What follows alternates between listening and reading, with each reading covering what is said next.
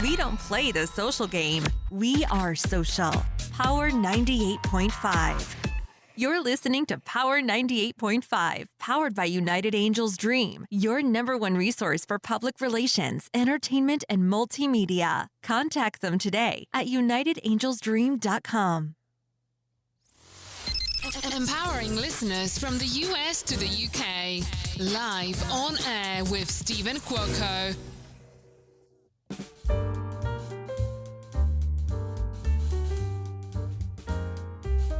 I know you all are used to Live on Air with Stephen Cuoco, which we are, but we're adding a show. I'm doing something different.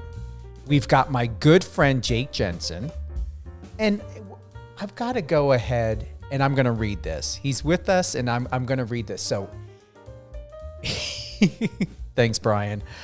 Internationally published model, producer, and actor Jake Jensen is going to explain how his passion of sports and acting perfectly align with his consulting work and career path. Jake will discuss some of the similarities and differences working with different populations, athletes versus actors, so on and so forth. So this is in addition.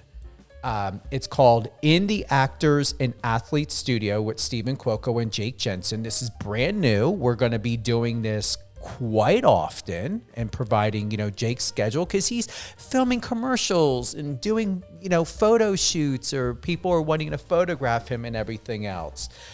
Jake, it is our first official show of In the Actors and Athletes Studio with Stephen Cuoco and Jake Jensen. How are you feeling? I'm feeling great. Thanks for doing this show. It's great. Yeah, you were like, thanks for having me. Wait a minute. No, I'm not a guest. I'm going to be hosting. I'm going to be hosting this, so not just a guest. So this is exciting. I'm honored to be working with you, honored to know you. And here's something that we're going to be looking at. And I'm going to go to your comments. This was sent in by Craig Michelson. And Craig had stated, it's truly funny how similar acting sports truly are. However, trying to tell an actor that and they get pissy. Telling an athlete that and they love it. Where do we begin with this? That's a great question. I love that comment. Actually, Craig's a friend of mine. We were in acting class together a few years ago in LA. But he's also a baseball player, so he's athlete turned actor. It's interesting because, I think a lot of the actors I know went into either the theater world or even TV, film, and commercials because they didn't fit in sports. Our society here in the U.S. is so sports centered and so focused on sports. And I think sometimes actors would gravitate towards something away from sports, especially if they didn't feel like they were very athletic. And so I think there's a little bit sometimes of that, hey, we went away from sports so that we have a place where we fit in and belonged. So I think there is a little bit of that attitude, whereas I find that athletes are always very fascinated by actors and like, oh, wow, that's so interesting that you're also an actor, that you're working with actors. So I think there's a lot of truth to that statement, but it definitely made me laugh yesterday when I read it. I don't know how many people know. We know that your circle is large and that it is not uncommon. And it is known that you work as a professor, you work in this world as a sports psychologist. How does that tie into what you do as a model and actor? And before you answer that, Jake, is it just sports psychology, or where does it begin when we think about health and well-being and fitness emotionally, mentally, and physically? Where do you start? Well, you asked a lot of great questions there. I believe that the field of sports psychology, when I first got into it in the 2008, I believe is when I started my master's degree, and then I ended up going on and getting a PhD in sports psych. The emphasis was really on working with elite athletes. That was what everyone in my classes, it was like, we want to work with professional athletes, professional teams. And as I progressed in the field as the last 10 years or so, it's really expanded to sport, exercise, and performance psychology, realizing that as sports psychologists, we have this huge population that we can help and that we can work with that is outside of elite athletes. I mean, elite athletes are a very, very tiny part of society. So if we can help people manage anxiety, live healthier lives, practice mindfulness and overall wellness, we can reach such a larger population. And then for me, obviously, with my interest in acting and performing arts, there's a whole population there that can benefit as well. So our national organization, the Association for Applied Sports Psychology, has really emphasized the last, I would say, 5 years is really branching out much more than just sport, but to, like I said, exercise settings, performance settings, and it's really it's great to see that shift in our field, because I think we can reach so many more people if we expand beyond thinking of just working with elite athletes. Big shout out to Rick Rush. Thank you for the love and support. And if you're listening to us, whether on the iOS or Android app or on the Power 98.5 satellite radio app, click the bottom right-hand icon. That is a messenger. Share your love. If you have a question for Jake, a question for me, whatever it may be, or if you just, once again, want to share the love and say, hey, Jake, I love you, love what you're doing. When can I see more of you? Just click that icon on the bottom right-hand corner, and myself, my team, we will go ahead and share what you are sharing with us and sending in. When I think about sports psychology, Jake, it reminds me, as you know, I have a background working in mental health over 15 years. It's something that I enjoy doing. It's something that I have enjoyed doing, especially when I was full-time at one time. And understanding your career, which I love most, is the vibe and synchronicity that we have with each other. I work on, people who had struggled with identity crisis and eating disorders, imposter syndrome, smoking, everything that you can think of. It's from sports to acting to the industry that we're in. It seems to be very different, unless you can correct me. Do you work is sports psychology a lot like working in mental health, or what do you specifically do to help professional athletes or anyone in sports? What does it mean? Once again, I know I asked it before, but it deserves to be slightly, or if not asked again. How is it different from what I do?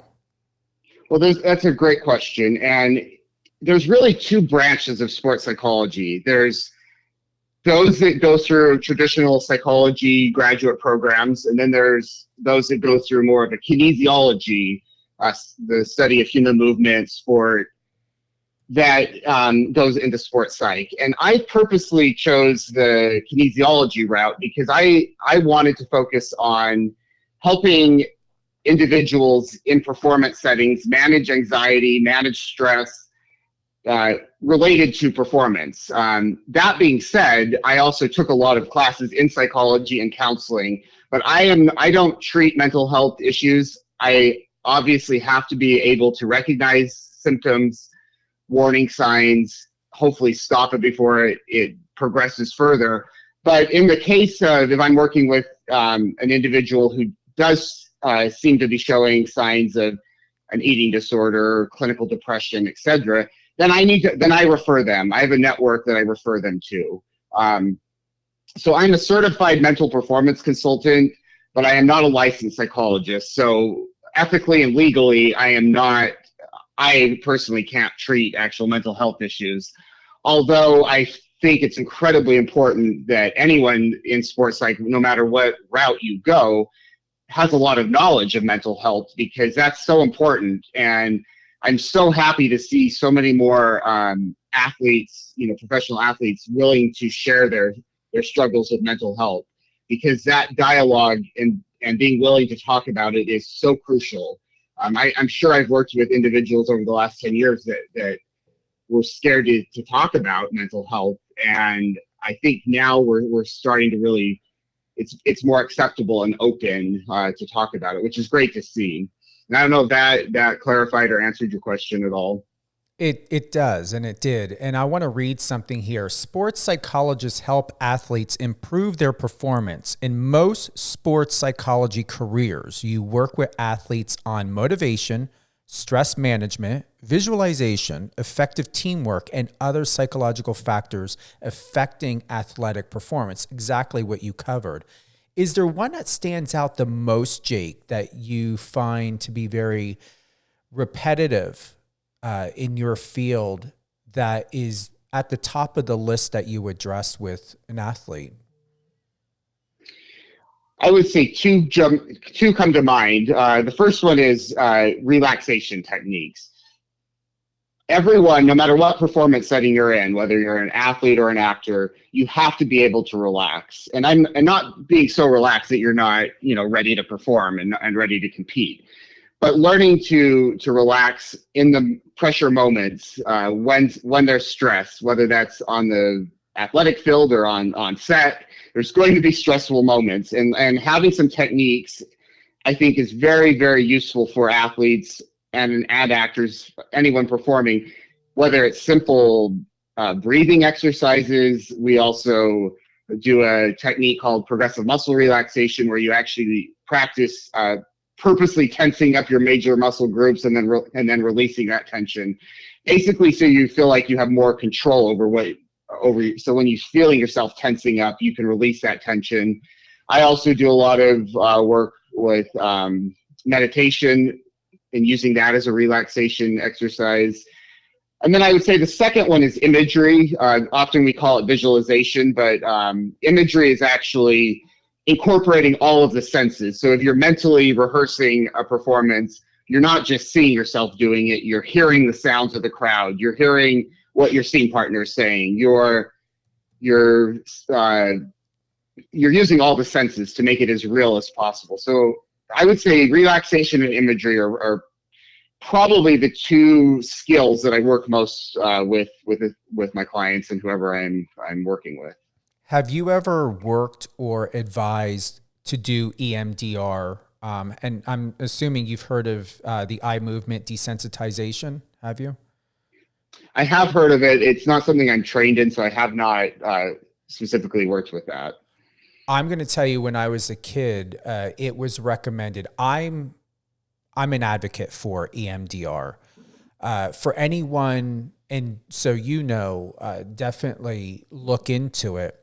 It really is something to where it could fit perfectly in, not only because of who you are, Jake, and because you're exceptional, but also it would make sense, I would believe, as a sports psychologist, because it really is going in and working on a holistic therapeutic level, not psychological level, more of a holistic, that EMDR can offer when you're watching a video or someone's moving a ball or there's something going on that has your eyes going back and forth to consciously and subconsciously connect, but you're not going deep. You're not going deep into hypnosis or anything. For me, it worked.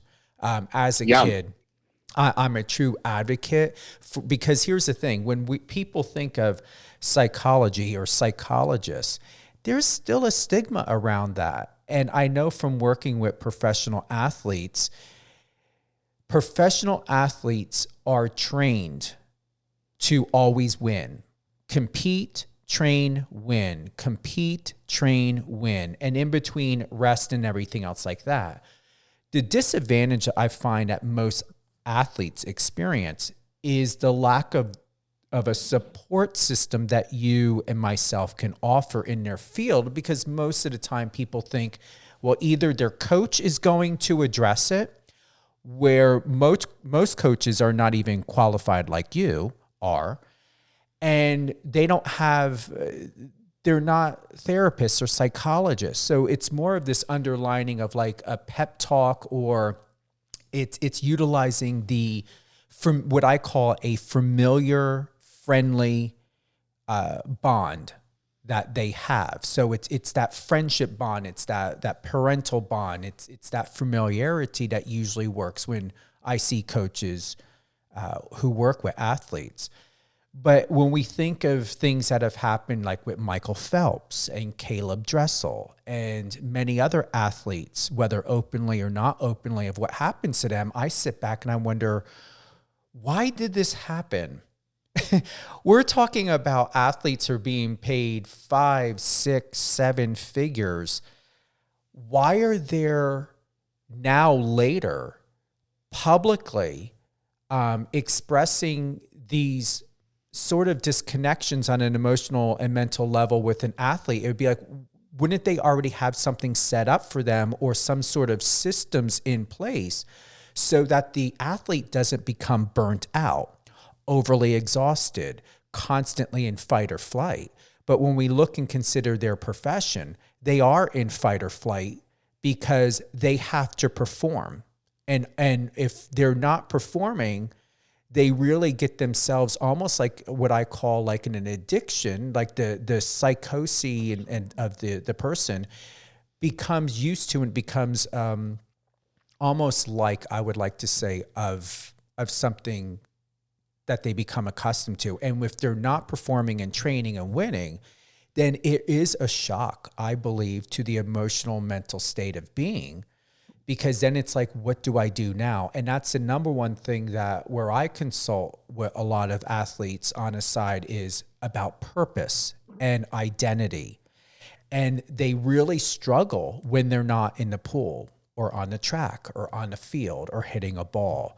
What are your thoughts about systems that need to be in place, and how can we as a public or as professionals come together to emphasize to these baseball leagues and football leagues and sports across from UFC to everything else that these people are not just people and a product, that they are human beings and they need more of a support system than just training and a coach?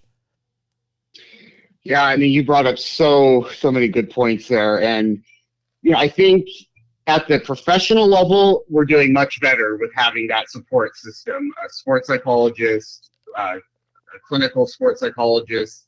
They can also treat the mental health. That's much more mainstream now for most professional teams, and certainly all the Olympic teams. I've got friends in the field who are sports psychologists for some of the Olympic teams. So I think we're doing a much better job at that level. The problem is when you go down from that level, or it's simply that the support is not there. Even at where I'm a professor, Cal State Northridge, we have one person who does 16 hours a week for all of the athletes, and there are hundreds of athletes. That's very little time. That really, I mean, we need more than one person doing, part-time work with the athletes. And if you go down to youth sport or high school sport, it's almost non-existent because there's just not funding for it in the schools to have that. So some of my graduate students I have out in the high schools doing mental training and work, and it is so beneficial for these high school athletes to have somebody that they can go to. And it's great for my graduate students who need to get their hours for certification, but it also, they're basically donating their time, and it's been really interesting to see how much they've helped these high school athletes need that support so much. So I think we have a long way to go in terms of mental training being just as important as having a strength and conditioning coach, just as important as having a coach. That's an essential part of an athletic department of anything. However, I think in individual sports, we still, Naomi Osaka, probably she's the highest paid female athlete in the world. She struggled with mental health issues for quite a while, finally talked about it in the last couple of years. But I remember about a year ago, she said, well, I'm finally working with a therapist. And I'm like, you're a multimillionaire, you're very famous, and you're just now turning to someone? Because I think there's still such that stigma of, I don't want to show that I'm weak. I need to be tough. There's such an emphasis on winning that there's still that I'm weak if I go to someone. I'm weak if I admit that. And we simply need to change that attitude. And I think it's slowly happening, but part of it's also just we need more people becoming sports psychologists. I was just looking on our website, the Association for Applied Sports Psych, and like in California, there's only 72 certified consultants right now. That's nothing when you think about the population size we have in California, the major metro areas, San Diego, LA, the Bay Area, and we only have 72 certified sports psych consultants. That's not enough. So I think, a lot of work is still to be done there. And there's a lot of opportunities for anyone, wanting to go into this field as well. What is it going to take? The training, the length, the financial investment. Can you advise us or give us some more insight on what do we need to do to become that if we want to? I think there's a responsibility on anyone who's in the field to be willing to donate some of their time, giving workshops. I can't go to every high school in LA, but I can get some of my graduate students out there. I can, from maybe once a month, go and talk to coaches or volunteer to talk to athletic directors.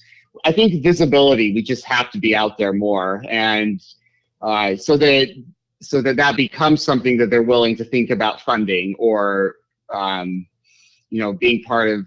I think private schools potentially, have more of a budget for that, but we have to figure out a way in public schools to get that support, to get that mental training beyond just, what the counseling center, for example. I think there really are specific needs that athletes, and I would say anyone in a high performance setting, need that support. And it's, it's expensive to hire a private sports psych consultant. But I think if we're willing to donate more of our hours and time to broaden the understanding of sports psych, that's going to help a lot. And then in terms of funding and that, that's something honestly to really look into and think about. I don't have an answer for that right now. There is a difference between well-being and coping. We Absolutely. hear a lot about the well-being, and I know that, once again, Michael Phelps touched on a lot, and especially when it came to meditation and reflection and everything else for well-being. But once again, where do people start to recognize the area of coping and the warning signs that there is either a potential problem or disconnection or a fight or flight situation happening here? How can someone, even if they're not trained like you, whether they're a coach, a parent, a mentor, a social worker, where can someone identify when it comes to their children or their teammates, whatever it may be, that, there is a coping problem here? The athlete, the young athlete, the minor, all the above, there's a decline in performance, there's a decline in attention, there's a decline in academic. Can you share something on that? Yes, I mean, I agree with everything you said. Obviously a decline in performance related to the sport or the performance setting, that's an obvious sign. But I think paying attention to a loss of interest in other things. Maybe they love to play the guitar and they're not playing the guitar anymore. Maybe they love, going out with friends and they're not being as social. I think it's all of those little signs, sleeping more, not seeming interested in school, in social life activities, seeming much more hesitant to share and be open with family and friends. I think those are all very important signs to pay attention to. And sometimes it may be as simple as they just need a week off. I have an athlete that I'm working with right now that I said, I don't want you playing your sport over spring break next week. Go do something fun, go somewhere, do something, but don't practice for a week. I could just sense that she was burning out a little bit. And that was my advice. And her parents were like, but she's got, all this competitions coming up. And I said, just let her have the week off. She needs that. And fortunately they supported that. And that's not always the case, but I think, we have to be willing to sometimes say it's okay to take a step away for a week. It's okay to take a break. it's okay to not be training at full capacity every moment of the year. I mean, these sports are becoming so specialized from such a young age, and we're treating these youth athletes like professional athletes in terms of the commitment of time. And so I think paying attention to warning signs, and you hit a lot of those, Steve. Like I said, lack of interest in school, lack of interest in social life. Those are very important aspects, obviously, in addition to sport and performance, that we have to also pay attention to. And, I think really, really listening, really paying attention, that those are key concepts to remember. It reminds me of FOMO, the fear of missing out. I believe, I've even had, I think we all as human beings have that FOMO type Absolutely. of a situation that we're dealing with, because when you're so used to go, and athletes, as you know, Jake, are on, once again, it's all about training, competition. It's being a machine. And I believe for most of them, it's extremely difficult, if not nearly impossible, for an athlete, depending on whatever caliber and expectation that one puts on themselves, and then coach, school, peers, family. Some it could take the rest of their life to know and to figure out what is it like to be a human being and no longer a machine. And that's what we're really dealing with. Yeah, I mean, absolutely. And that's why I try to take such a holistic approach to my work, because ultimately I want everyone I work with to be a happier, better, well-adjusted human being. Obviously, I want to help them with their performance, but ultimately I think they're going to perform better if there's some balance in their lives, and that they are developing an identity beyond just that of athlete or actor. I see it, with actors too, that becomes such a part of their identity that they can't think or develop other, if you're not booking a job, that if your only identity is that of actor, that can get very, very discouraging, and it can really take its toll. And so having, an identity outside of the sport or the performance setting is essential. And that's, I certainly learned that. I remember, finishing college, and my identity had been a tennis player for so long that it was a really, really difficult time for me. Realizing that I probably was not going to go and have a huge professional career. I was good, but I wasn't, there's so many better players than I was, but that was still such a huge identity for me that I went through kind of an identity crisis. And I remember just feeling lost and not knowing what to do. So I think because I've been through that too, I really relate to what that feels like to have such an identity focused on one thing.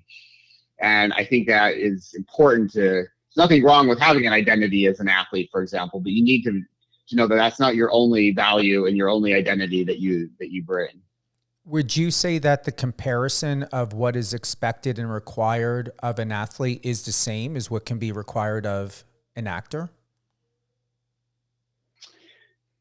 I think, yes. I think in many ways, the beauty of actors is you have your whole life to develop your skills. And I mean, there's nothing wrong with, there's actors that reach their peak in their 40s, 50s. We're seeing that with Jennifer Coolidge right now, who, her career is blowing up, and I don't know how old she is, but later in life, which is great to see.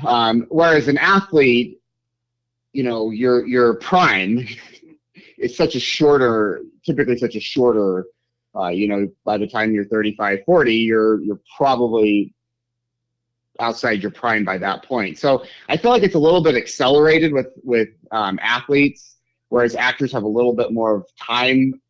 But that being said, I think a lot of the pressures are very, very similar.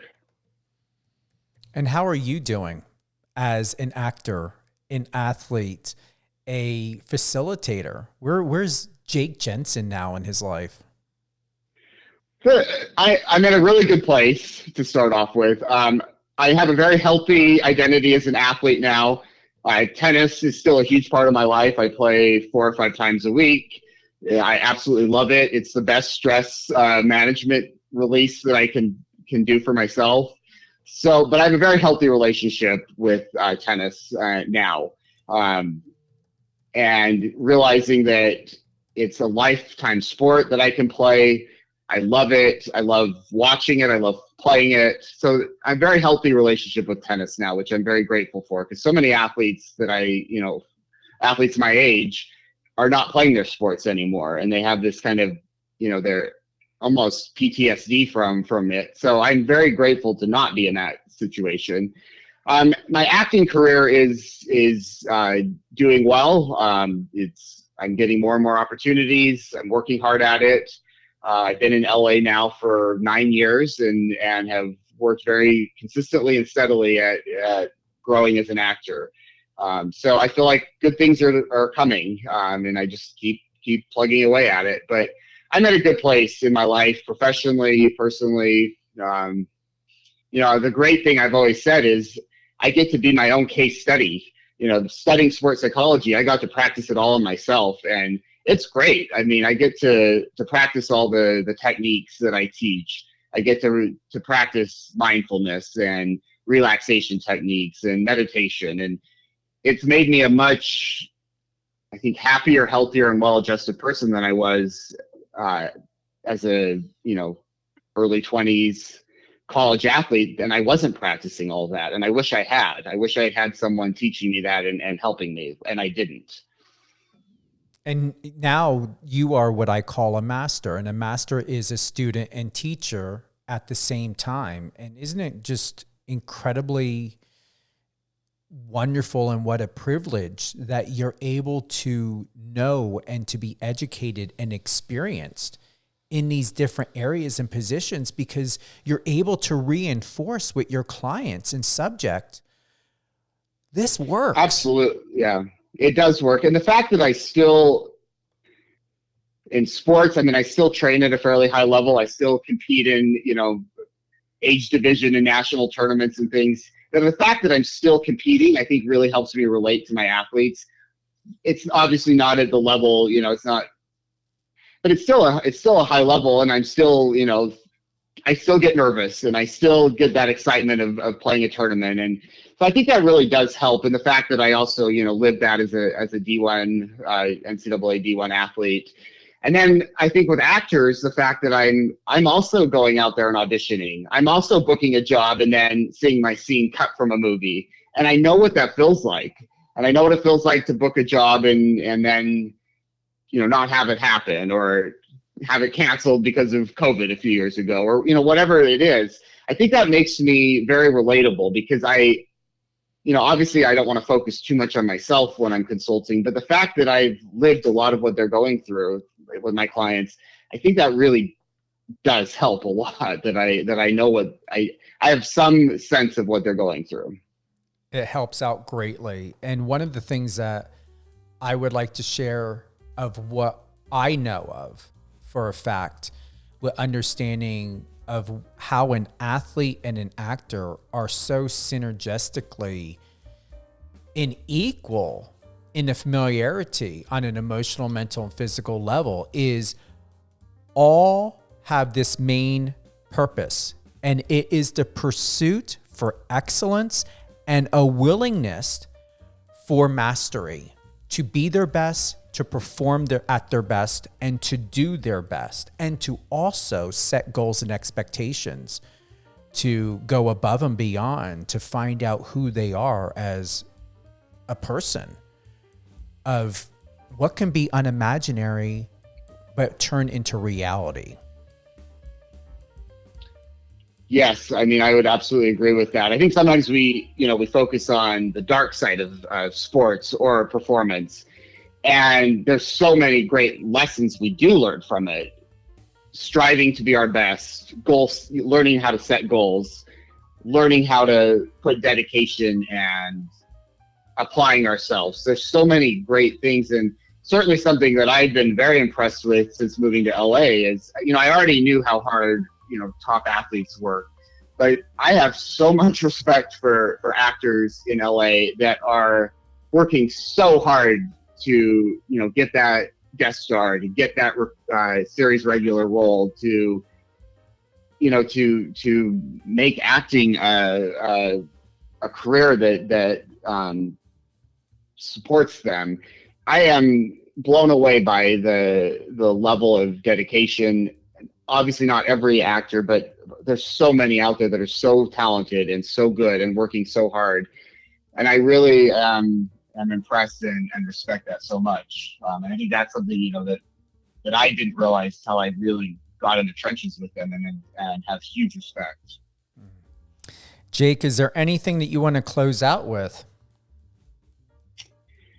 I mean, there's so much more I feel like, that we can share. And that's why I'm so excited that we're going to be, doing this show. But I maybe just end with, and we can talk about this more on other shows, but the 4 pillars of my consulting are mindfulness. I think that really sets a foundation for anyone. Being more mindful, being more present, more aware, staying in the moment, not worrying about the past, dwelling too much on the future. I think that's essential. And mindfulness really helps you to stay in that moment. The minute you start worrying about what's happened in the past or the future of what's going to happen, that throws you out of your ideal performance state, whether you're an actor or an athlete.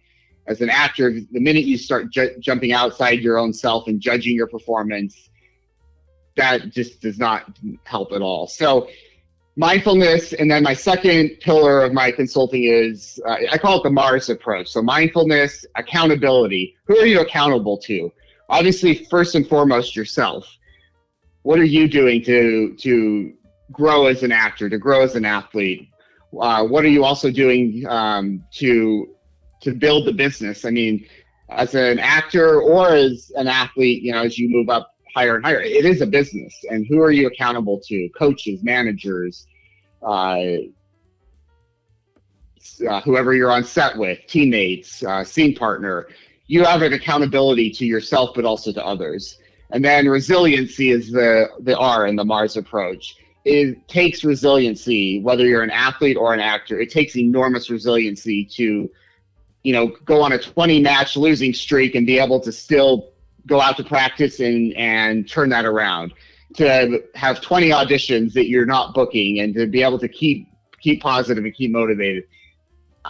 Something I just realized is that the athletes and the actors that are successful are incredibly resilient. And sometimes that takes years of resiliency. It doesn't have, so for some it happens overnight, for others it takes years and years. And then the fourth, which I think may be the most important component of the Mars approach, is self-care. Athletes, actors have to take some time for themselves and practice self-care. And that can take its form in many different ways.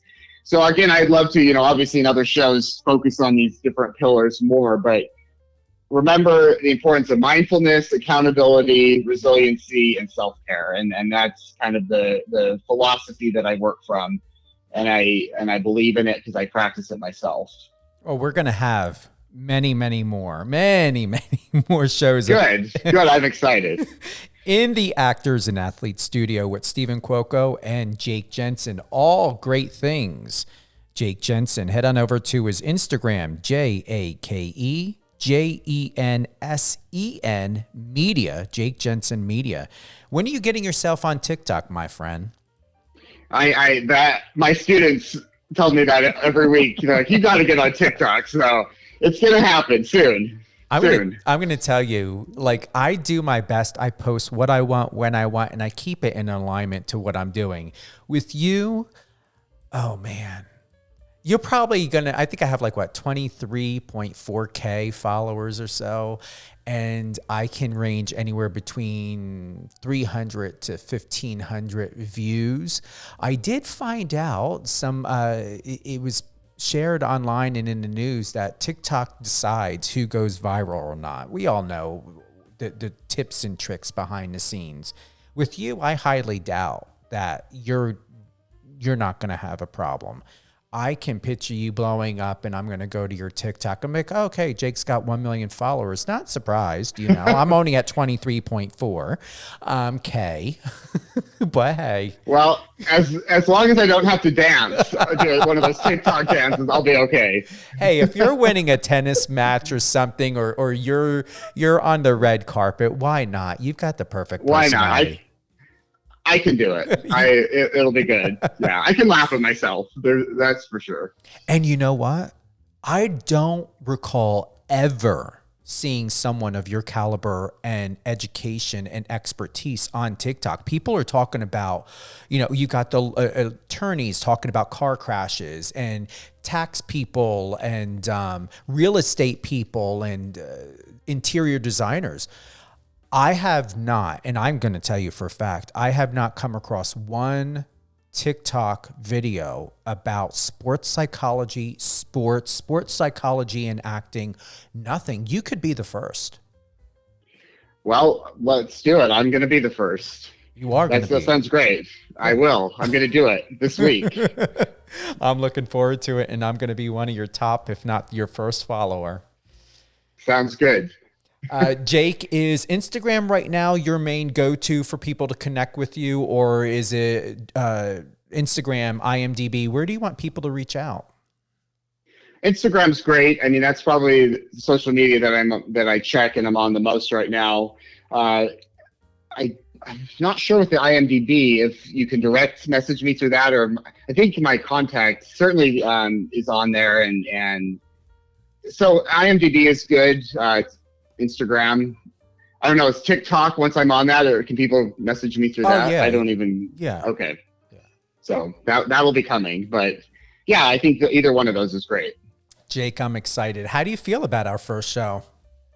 I feel great. I love talking about this, and I said to you, I think off air a few days ago that I love teaching, but I only reach 30 students at a time. The ability to reach a much broader audience through radio, through TikTok, through social media is something I really want to do, because I feel like I have so much to share, so much experience and education and knowledge, that if I can engage a larger population, I think that's the next step for me professionally, but also I think the people I can meet through this and reach is going to be fantastic. And as you're building momentum, and you can start whenever. You can put into your Instagram story, when you get on TikTok, you can share a video on air. Be like, hey, if you have any questions, if there is something you can propose, another question of,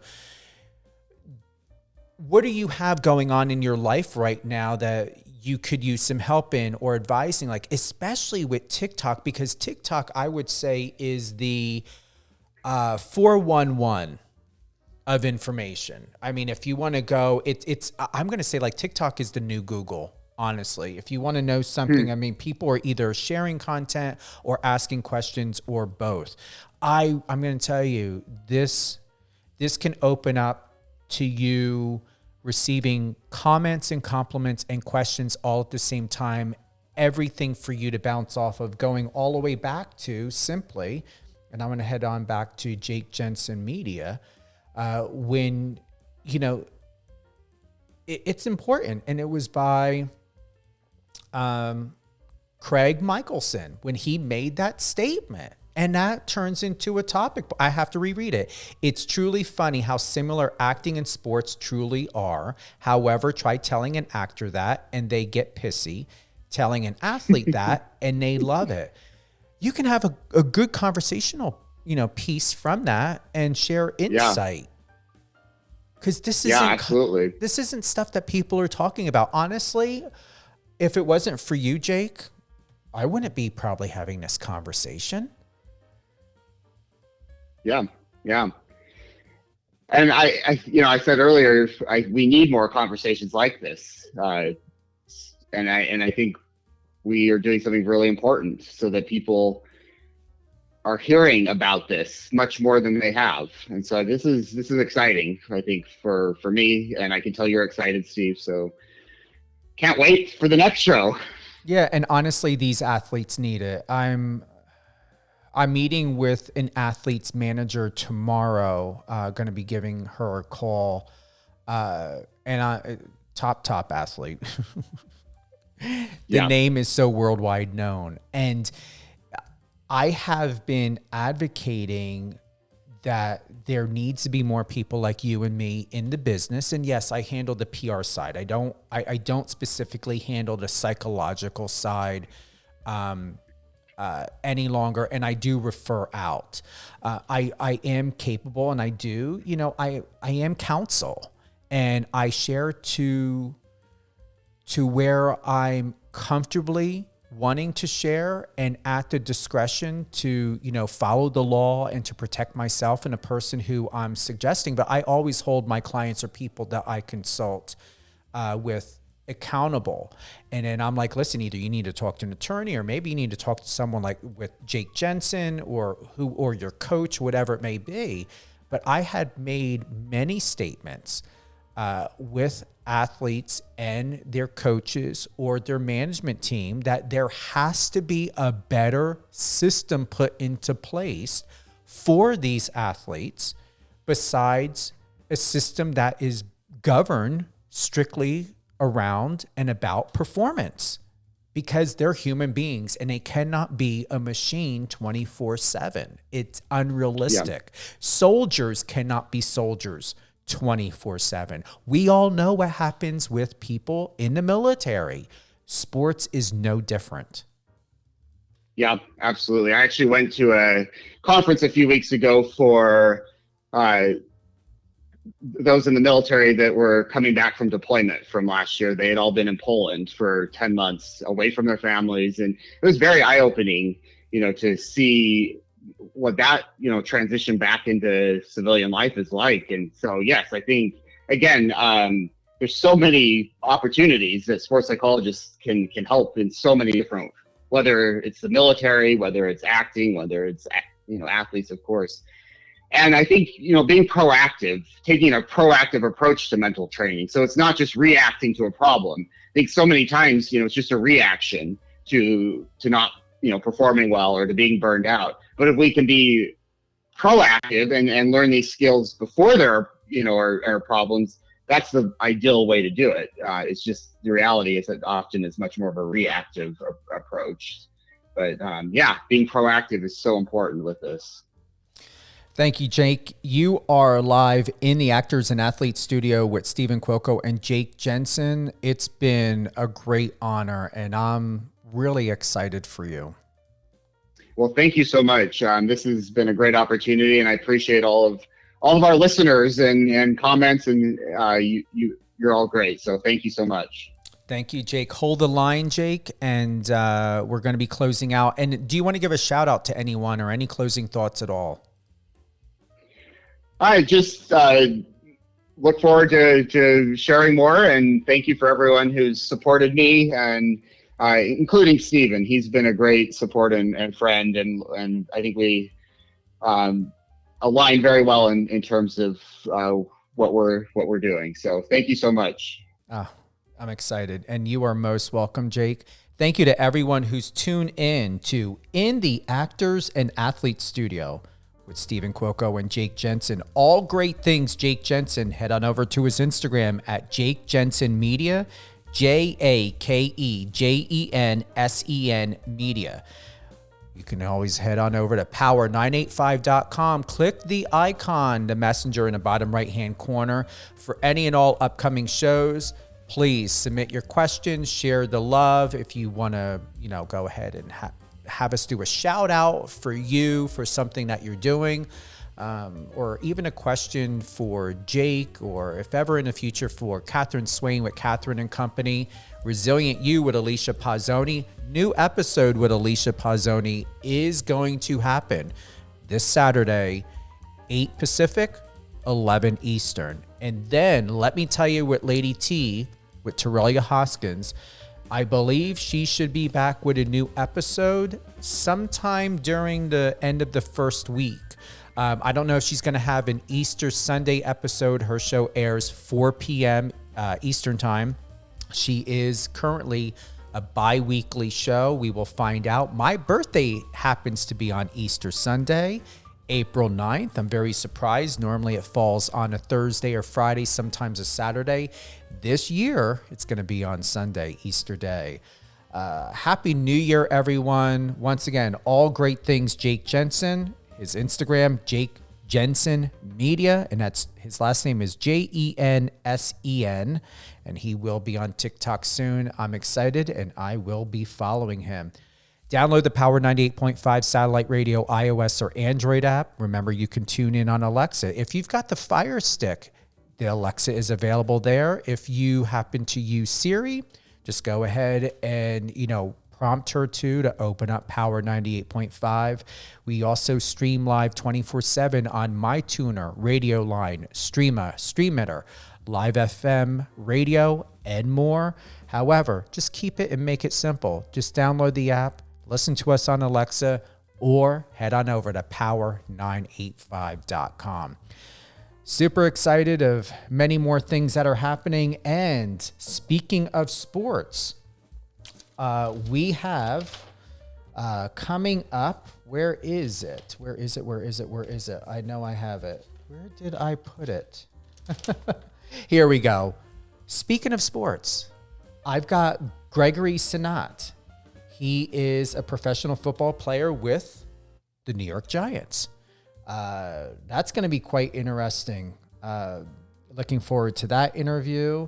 And just to make it, I'm going to pull it up here to be very specific if you guys don't know, because let's see, Gregory Sinat. He and I have had some really good conversations. I know he's doing speaking engagements right now. So Gregory Sinat is an American football offensive tackle for the New York Jets. He's 28 years old. He looks like he's 24. We've been having a conversation. He and I are connected on Instagram, and it's been several months to get to this point to where we're at, because it's all about building relationships. And I'm very happy to share Mr. Greg Sinat is going to be Sunday, April 2nd, 11 a.m. Pacific, 2 p.m. Eastern, Power 98.5 satellite radio, power985.com. Have a great day, everyone.